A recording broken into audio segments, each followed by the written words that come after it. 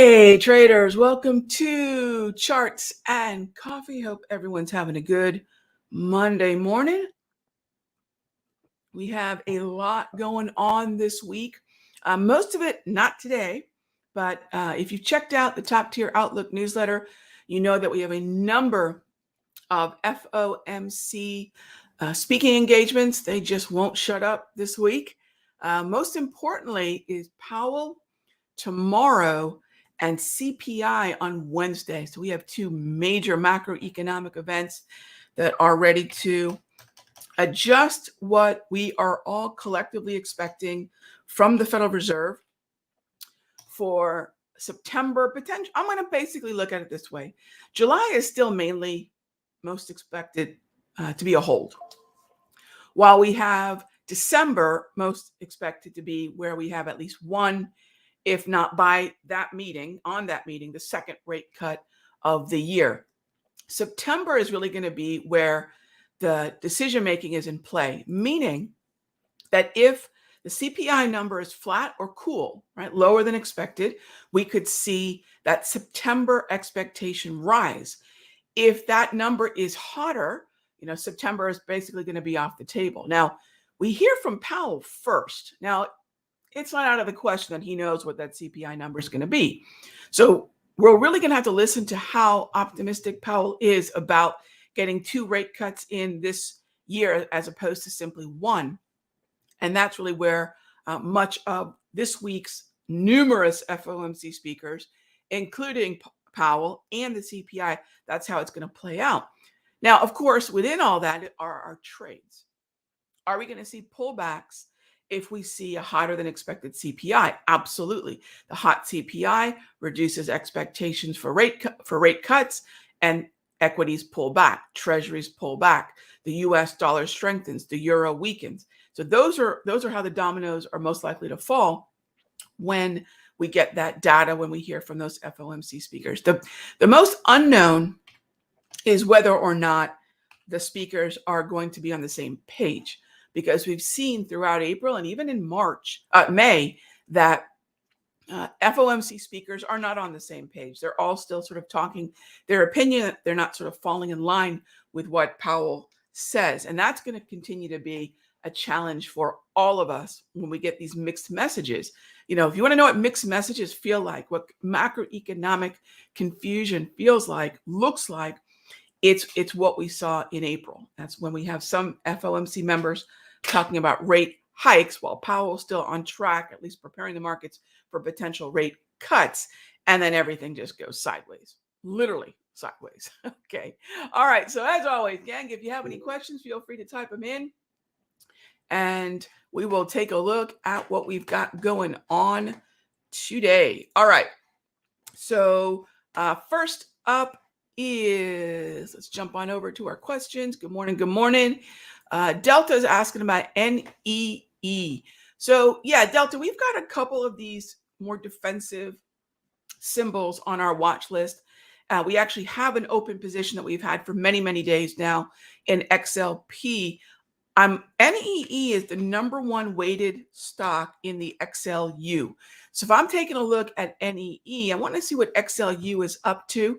Do I want to go both individual stock in terms of NEE, or would I prefer to go tied, the broader sector with NEE, with Southern, Duke, etc. in that group? And I'm leaning towards XLU. So it's not even a matter of NEE versus XLU. Trade this, not that, as part of the watch list. We like them both, but I'll look for that idea to play out in XLU rather than tethering to that individual stock idea. But really, it is a bit of six of one, half dozen the other, because where NEE is likely to go, being the number one most heavy-weighted stock in the utilities are probably going to be sympathetic to it. I prefer the structure and the liquidity in XLU. So same conversation. I'll look for that idea in XLU. Line Watcher asks, if pre-market gaps prices up above the price target, do you sell at the open or wait until the next price target? Oh, so the question is, let's say we're in CCJ. That's our newest position, right? And copper's up this morning. So what if CCJ were, either to gap up or get up there during the clearing. I will take my profit when I can, not when I have to. So the idea there is if my target is reached, the first target is not where we're going to get greedy. Now, Line Watcher, if the question was, Rog, if we exceed T2, would we do that? That's fine. If we get to or exceed T2 on a gap up, I don't mind getting a little greedy on that scale out, right? But if for T1, we really want to go by pay yourself while you can, not when you have to. All right. Then moving on to, let's see. On TradingView, sure. Paul asks, on TradingView, I can use your grab candles and Darvis box. Now I can see more how you are seeing the market. Yeah, and thank you for reminding everybody, Paul. There's two platforms that I use the most. The one you see right now is Toss, Thinkorswim. The second one I use is absolutely TradingView. I like TradingView for my phone. I like TradingView for the alerts. The charting is amazing, and there's a number of free indicators. Grab, which includes the wave, Darvis. There's a number of the tools that I call the TOPS tools, which is not to be confused with top tier. Top tier is premium. TOPS is a free set. You know, I hate to call them free. They're free premium tools. They're the tools that built my career. But we have the evolution of TOPS and top tier. And the TOPS, yes, you can grab those on TradingView. And yes, I think TradingView is a fantastic broker agnostic platform that we can use for charting. And then if we're using another platform whose charting we don't necessarily like, or it doesn't have the indicators that we want on it, you know, we can chart on TradingView, execute the trade ideas on whatever platform you'd like, just keeping that open. Do remember that TradingView, again, is really a fantastic primary platform for charting and also a great backup platform for charting. All right. Next up is PPI. Is PPI more important than CPI? No, Tommy, they're both going to be important. PPI is going to be released this week, and it's definitely on my radar. But CPI is more important. It's a more direct FOMC inflation metric. PCE is their favorite, but CPI is definitely going to play a role in what we expect the Federal Reserve to do as we're continuing to measure whether or not we're going to see rate cuts 2 this year versus 1, or whether we just get the 1. Inflation has to cool. CPI is an important metric for that, no doubt. All right, next up, good morning, good morning. Question here is, when is the next batch of my basic to elite class starting? Hey there, my friend. Thank you for asking. That class has completed. I believe you can still access the class recordings, the live trading recordings. Of course, get my top tier pro indicators, which are what I have been running on my screen. So the next class, I do not know, but I believe you can, if you have, I think you have to call the office, get the top tier pro tools. All right, let's go take a look at what's going on with bonds this morning. Take a look at the long bonds, and you'll see here, you know, they're holding steady, right? What's really positive for traders who are bullish, and bullish because the Federal Reserve seems to still be leaning towards rate cuts. And by the way, if you're hearing about, Rog, I'm hearing chatter about rate hikes. Powell took that off the table in the previous press conference. Obviously, in the next meeting, he could put it back on the table. But for now, rate hikes are off the table. Rate cuts are still what's in focus. So then the next question is, why be bullish? Well, as long as the bond market can shake off the downtrend, which is to say higher yields, and we're starting to see a little bit of gradual neutral movement higher, we really need to get above about 117.20 on the long bond futures contract for bond traders to really be convinced, to push to significantly lower yield. Because remember, the direction of yields and the direction of the bond futures, and this includes TLT, are opposite, right? So when TLT is moving higher, when bond futures are moving higher, that's indicating that we are looking at lower rates. And remember, bond traders are usually looking about 3 to 6 months ahead. They're not looking at the now necessarily, unless there's an economic event to which we need to adjust, like the CPI, most certainly, like Powell. But if bond traders have seen fit to break the downtrend, that's a little bit of optimism on two fronts. First is this broader bond reflection of whether the current monetary policy is sort of breaking the economy, specifically jobs, whether or not waiting higher for longer is a negative thing. And then the second part is if the bond prices continue to move higher, meaning TLT and the bond futures, that's indicative of bond traders saying, yeah, we feel pretty certain about rate cuts coming this year.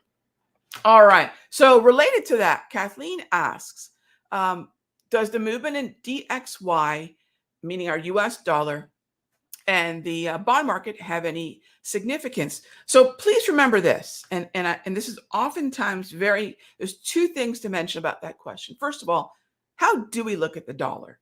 I would not recommend looking at DXY, and let me explain why.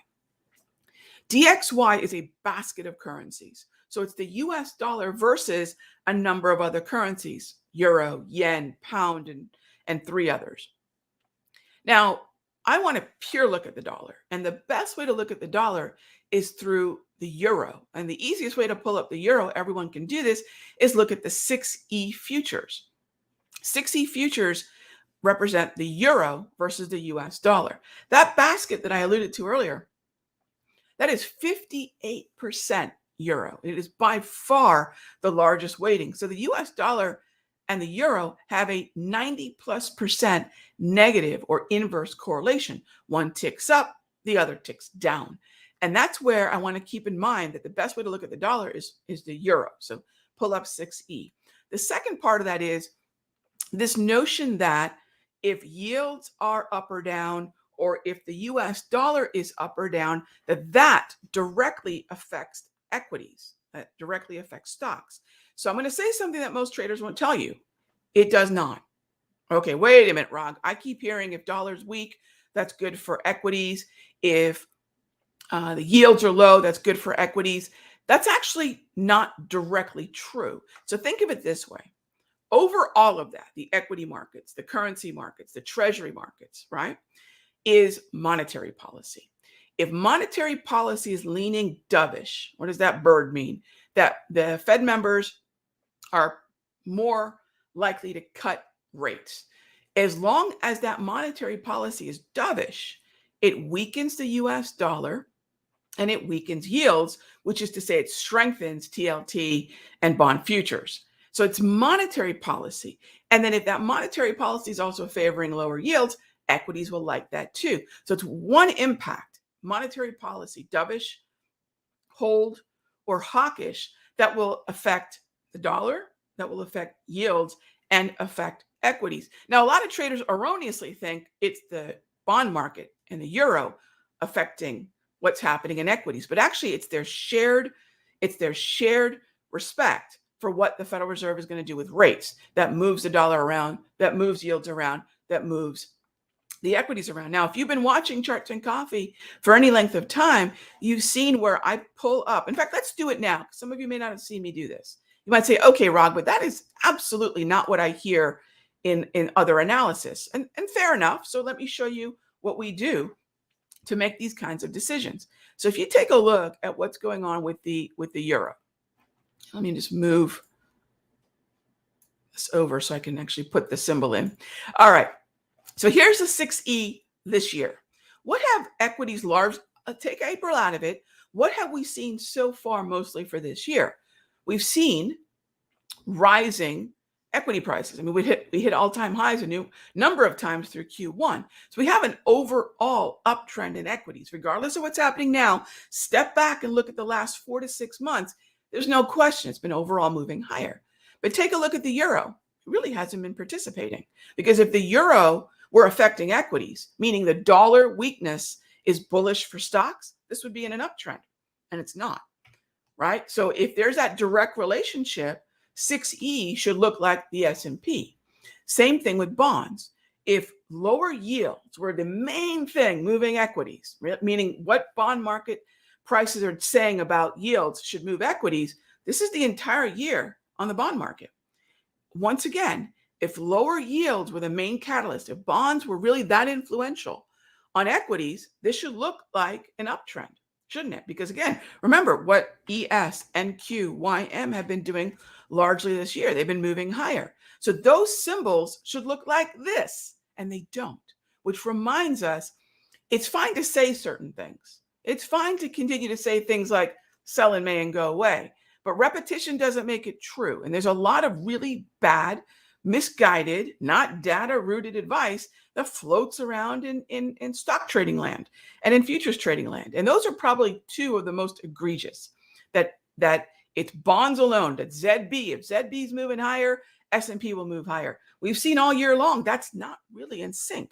Same thing with the dollar. So what is the shared reason that they would move? Monetary policy. Okay. Take a look at the charts. This is not me telling you this is so. This is me showing you. And this is what we do in the Sector Secrets Mastery. We take a look at what is real, what is actually happening. What are the trends? Not what we expect, not hypothesizing about where we'll be in 6 months. Because how many of you are putting on trades that are rooted in where we'll be 6 months from now? Most traders aren't. Most traders, think about your typical time horizon. A few days, maybe a few weeks. So where would we want to find that information? Where the trends are now, where the trends are most outperforming. And also, yes, what is monetary policy, which will affect those three groups: indices, currencies, and treasuries. So I hope that makes sense. All right. Next up is, why do I like an anchored VWAP? Because all of us know that we're studying price action from a certain point forward. Think of it this way. If you're using a 20-period simple moving average, you're studying things from a 20-period, right? It's a 20-period grouping. If we're looking at a support and resistance level, it has to start somewhere. And somewhere along the line, probably because rolling volume weighted average price is what's really only been available on most platforms. Most traders don't think about, hey, I want to study a volume weighted average price from a certain point forward. It might be earnings. It might be the beginning of the year. It might be a significant gap. I like it because it's better. I mean, Eddie, it's just flat out a more accurate view of what's happening. So that's why I like it. But I think the reason that the non-anchored variety is as popular as it is because for most traders, that's all we've had. Most platforms do not have, still to this day, most platforms simply do not have an anchored volume weighted average price. And that's why traders have just found themselves using whatever is there. So I want to study everything from a certain time forward, especially when it comes to volume. And that's why I anchor it, whether that be end of day or whether that be intraday. All right. So next up is, let's see here. Oh, by the way, I just want to mention as we're wrapping up, I know a lot of folks, my transfer over to Schwab happened as of yesterday. I will say, and maybe because it's on one of the late batches to have been moved for whatever reason, it's working great. I have to go back into my layouts and open up the layouts that I had before. So if you've saved your workspaces, I know for me, my workspaces have transferred. So these are all the workspaces that I've had on my old TD, right? And there they are now that I'm on Schwab. This is mostly for my Sector Secrets Mastery room. I know some folks might be having some shifting from one to the other growing pains. We have in our off topic already the conversation happening. So that's something we do in the Sector Secrets Mastery, which is we have a separate section for traders who are struggling with tech issues, settings, indicator questions. So please, in the Sector Secrets Mastery, check out the off topic. The conversation, I'm looking at it right now, is happening. And anyone who's having issues, Lorna Bot's there to help you all out so that everything transferred over, at least for me. Well, but if you're not in that same boat and you're in the Sector Secrets Mastery, we will not only have the active off topic to help everyone out, but remember, we also have in the Sector Secrets Mastery at noon today, the bot tech session. So let's get those charts where we need them to be. I'll see you tomorrow for Charts and Coffee. Be good to each other.